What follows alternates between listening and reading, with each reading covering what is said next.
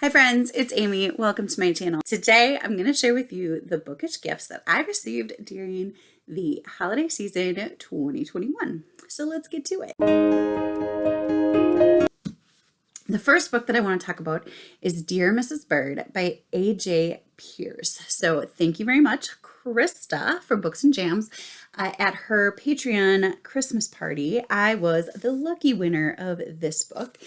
I am so excited to read this. It's been on my TBR for quite a while, on my radar, I guess, not necessarily on my strict TBR.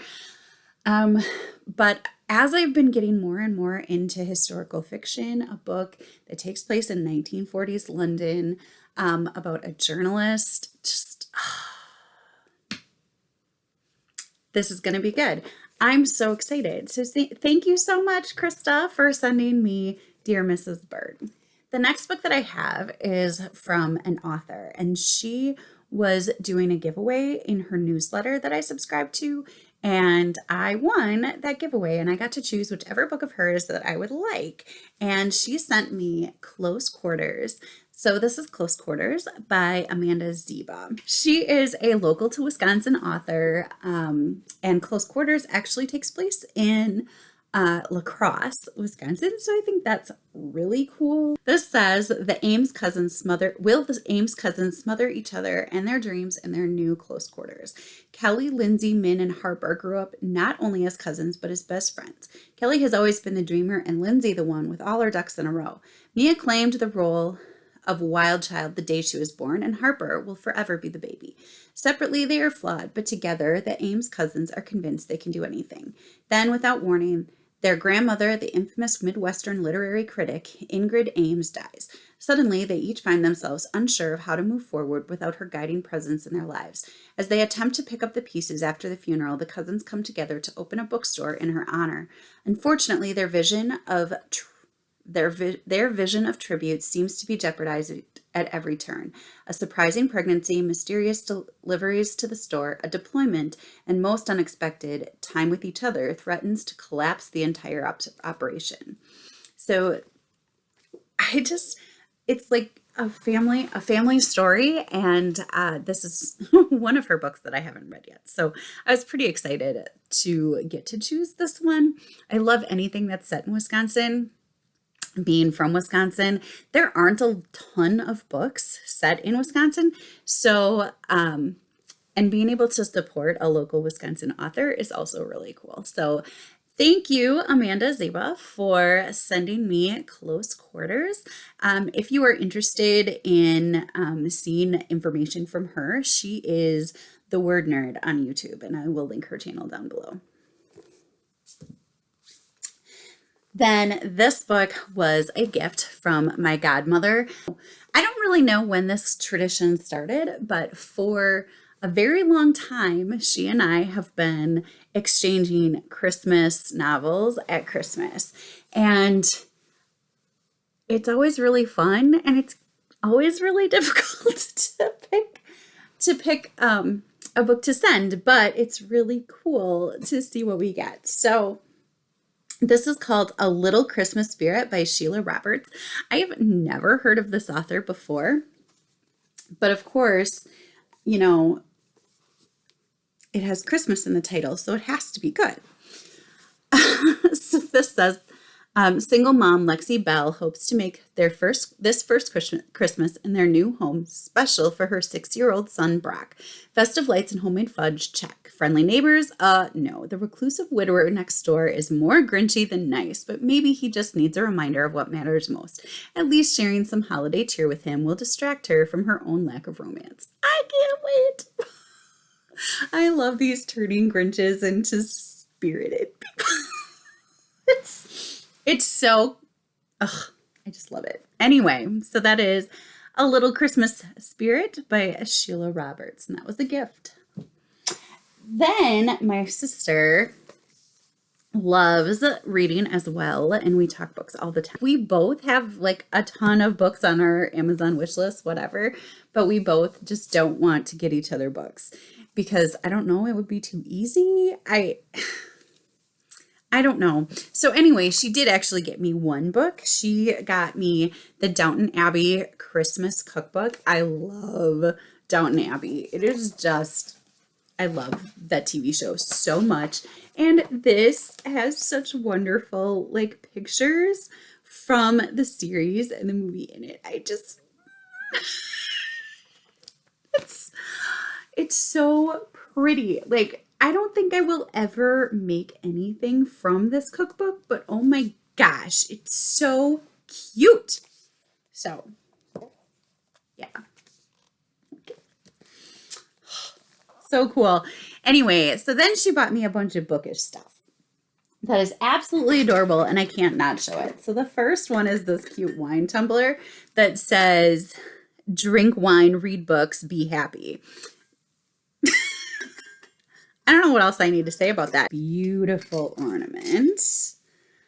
And it is just a stack of books. So simple, but so, so pretty. I just love it. I think this is from a Door County excursion. I'm not 100% sure because I know she told me. I just don't remember. Finally, she got me these super cute socks. Look at these. We have an owl with a bunch of books. We have a bookworm sock. We have sloth socks. Sloths read. I don't know if you knew that, but they do. And I'm reading with a cat on. They're just so adorable. I can't wait to read them. Can't wait to read them. I can't wait to wear them. But the thing is, do people see my socks when I wear them? No, they're just for me. But that's cool because I love them. All right. And so then the last 4 things that I want to share with you are actually books that I purchased with gift cards that I had, and they came during the month of December, or I went to the store and purchased them during the month of December. So I thought that I would share them in this bookish gift type scenario. So the first one that I got was Out of My Heart by Sharon Draper. This is the follow-up novel to Out of My Mind, which was one of my favorite books. I don't know, before I was on BookTube. It just had really, really, really strong disability rep in it and strong characters and a strong storyline, and I just really loved it. And this is the follow-up to it, and I can't wait to read it before I get it in my classroom. So it might be in my classroom before I get a chance to read it.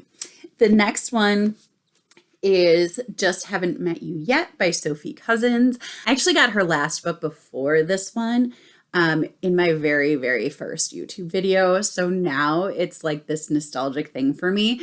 But last year in my very first video, I hauled the book This Time Next Year, and this is her follow-up novel. I don't actually know what it's about. I didn't read it ahead. I just knew that I wanted it. Hopeless romantic and lifestyle reporter Laura's business trip to the Channel Islands isn't off to a great start. After an embarrassing encounter with the most attractive man she's ever seen in real life, she arrives at her hotel and realizes she's grabbed the wrong suitcase from the airport. Her only consolation is its irresistible contents, each of which intrigues her more and more. The owner of the suitcase is clearly Laura's dream man. Now all she has to do is find him. Besides, what are the odds that she'd find the one on the same island where her parents first met and fell in love, especially as she set out to write an article about their romance? I just really, really liked that first book. And it's this cute little romance story. I love it. And then with another gift card, I picked up another middle grade, and that is Pony by R.J. Palacio. And the reason I picked this up is that Wonder is the book to get students reading. They love Wonder. All of my students know Wonder and enjoyed Wonder at some point. I think one of their former teachers read it to them. They just love Wonder. And this is by the same author. So getting it in my classroom just really felt like an obvious choice. 12-year-old Silas is awoken from the dead of night by 3 horsemen who arrive unannounced to take his father away. Silas is left shaken, scared, and alone, except for the presence of his companion Mittenwool, who happens to be a ghost. But when a pony shows up at his door, Silas knows what he has to do. He will set out on a perilous journey across a vast American landscape to find his father, a journey that will ultimately connect him with his past and future and the unfathomable mysteries of the world around him. Very different from Wonder, but also very intriguing.